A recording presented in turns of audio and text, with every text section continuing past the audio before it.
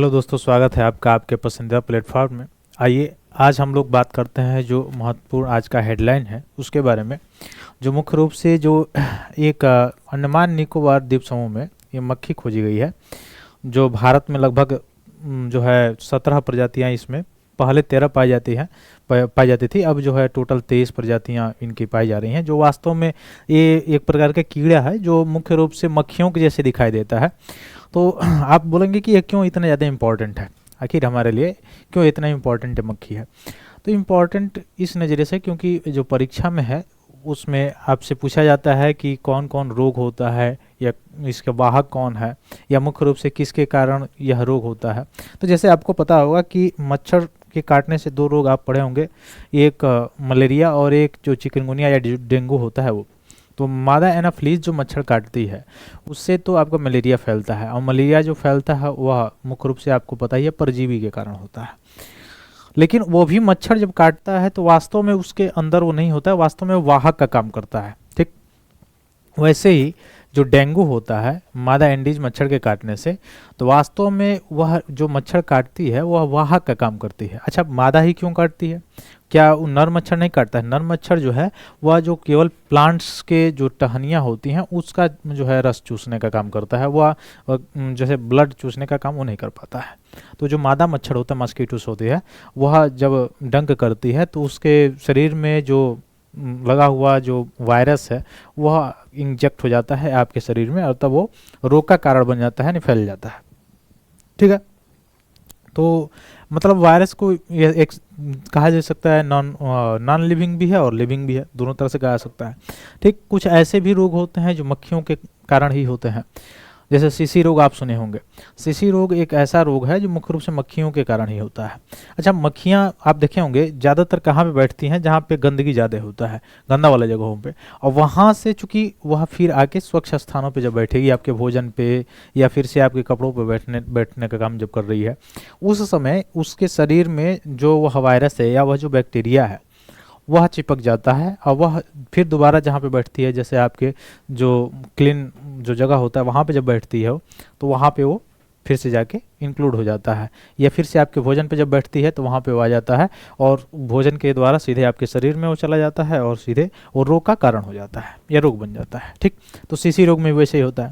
लेकिन ये जो मक्खी जो अभी खोजी गई है हाल ही में, स्पीसीज जो इसकी खोजी गई है, यह एक प्रकार का ऐसा कीड़ा है, ये ऐसा कीट है जो वास्तव में मक्खी नहीं है।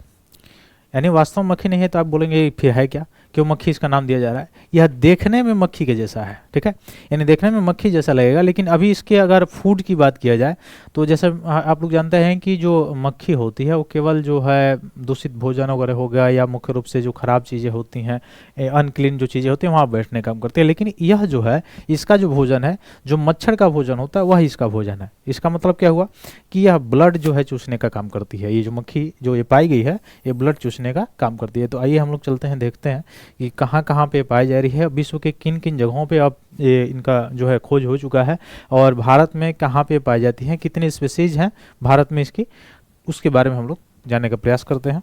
तो आइए, तो पहले हम लोग देखेंगे मीज क्या है। ठीक है, तो ये जो कीट नया खोजा गया है इसी का नाम क्या दिया गया है? इसी का नाम दिया गया है मीज, MIDGES। ठीक, तो ये मीज नाम की नई प्रजाति, नई स्पीसीज खोजी गई है। अब किसके द्वारा खोजी गई है? तो भारतीय प्राणी सर्वेक्षण जो है यानी ZSI के द्वारा, जूलॉजिकल सर्वे ऑफ जो इंडिया है, क्या है? जूलॉजिकल सर्वे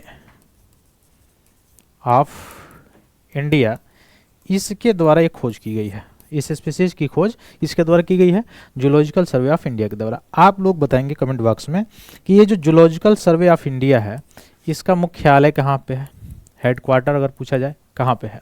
ठीक है, इसकी संरचना कैसे है, इसका स्ट्रक्चर कैसे है, ये आप लोग कमेंट बॉक्स में बताएंगे। जूलॉजिकल सर्वे ऑफ इंडिया का स्ट्रक्चर कैसा है और कैसी ये बॉडी है, कैसा ये निकाय है, ये आप लोग कमेंट बॉक्स में बताएंगे। ठीक है, तो इसने खोजा है, ठीक, जिसका नाम क्या दिया गया है? मीज दिया गया है। अब ये कहाँ पे खोजा है? तो अंडमान निकोबार द्वीप समूह में खोजा गया है, जो मुख्य रूप से क्या करती है? रक्त चूसने का काम करती है। जैसे मच्छर जो होते हैं वो चूसते हैं, वैसे ही ये रक्त चूसने का काम करती है। तो इन मक्खियों का नाम दिया गया है, इस नए जो स्पीसीज है इसका नाम दिया गया है मीज। अब इसमें से इसकी 23 स्पीसीज की एंड 23 जो प्रजाति है उनकी पहचान की जा चुकी है अभी, जिनमें से 13 तो केवल देश में पहली बार दर्ज किया गया है, जिनमें से जो 23 में से 13 जो प्रजाति हैं वो पहली बार दिखाई दी हैं यहाँ पे। ठीक है, कहाँ पे खोजा गया है तो याद रखिएगा अंडमान निकोबार द्वीप समूह में। अब देखिए इसके बारे में जो मक्खी भी है इसके बारे में अगर और डिटेल्स में अगर हम चलें तो देखिए मैंने पहले ही बताया कि ये छोटे कीड़े होते हैं जो दिखाई देते हैं मक्खियों के जैसे, लेकिन इसकी भोजन सारी आदतें जो है मच्छरों से अधिक ज़्यादा मिलती जुलती होती। अब ये किस मुख्य रूप से स्पीसीज का ये अंश है, किस वंश का अंश है, तो इसमें जैसे आप देखे होंगे मनुष्य का जो साइंटिफिक नाम है क्या है, होमो सेपियंस है, तो उसमें स्पीसीज का जो नाम है वो सेपियंस है। ठीक वैसे ही यह किस वंश का है, क्यूलिकोइड्स जो वंश है उससे बिलोंग्स करती है। जो मक्खी है, जो नया ये कीट खोजा गया है, किस वंश से बिलोंग करता है तो याद रखिएगा क्यूलिकोइड्स वंश से बिलोंग्स करता है। उसके बाद से अगर देखा जाए तो स्थानीय रूप से भूसी फाइल कहा जाता है, तो याद रखिएगा अंडमान निकोबार में इन मक्खियों को भूसी फाइलें भी कहा जाता है।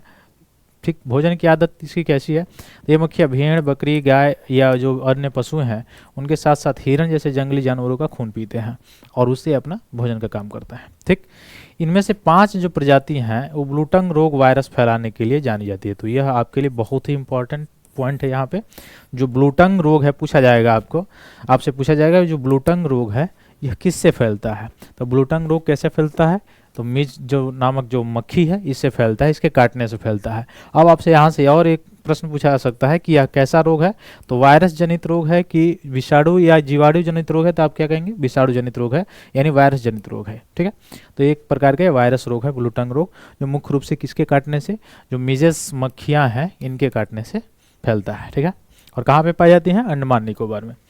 अब एक ऐसी बीमारी है ब्लूटंग रोग, एक ऐसी बीमारी है जो पशुओं के लिए ज़्यादा घातक होती है। ठीक, जो एनिमल्स होते हैं उनके लिए सबसे ज़्यादा घातक होता है।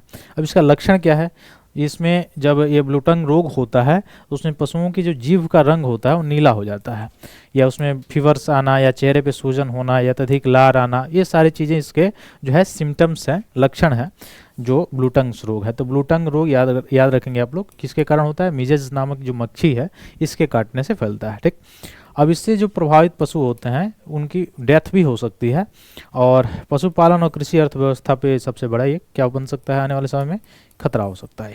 ठीक, ठीक है, अब आप पूछेंगे कि यह संक्रमण इसका होता है कि नहीं होता है, तो इसका संक्रमण भी होता है। ठीक, आगे चलिए अगला अगर देखा जाए तो 2022 और 23 में जो अध्ययन किया गया था उससे पहचान की गई है कि 23 प्रजातियों में से 17 मनुष्यों को काटने के लिए जानी जाती है।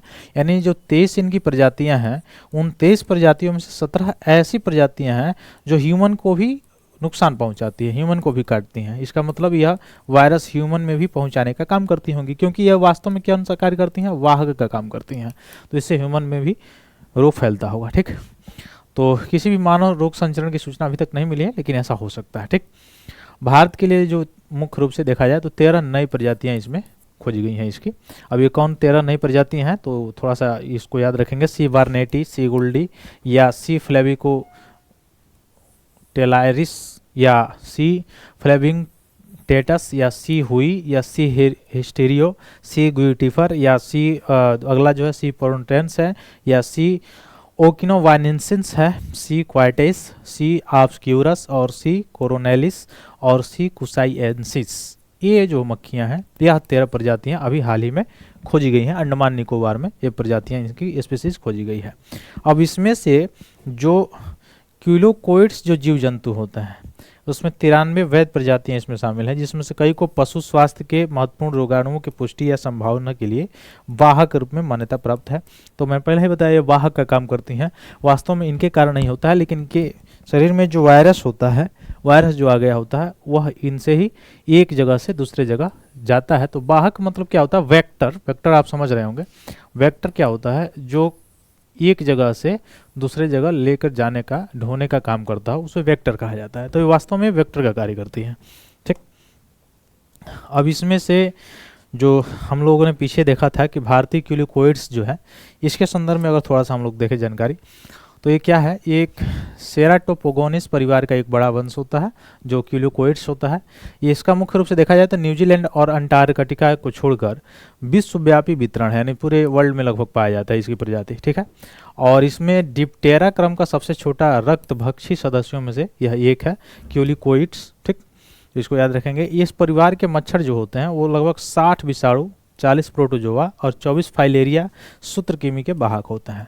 तो फाइलेरिया बीमारी, अच्छा फाइलेरिया जो होता है उसमें जो मुख्य कारण होता है, जो दिन में जो मस्कीटोस डंक करते हैं, ठीक है, आप देखे होंगे घरों में दिन में मस्कीटोस घूमते रहते हैं, वो जो घूमते रहते हैं उनके डंक करने से मुख्य रूप से ये होता है।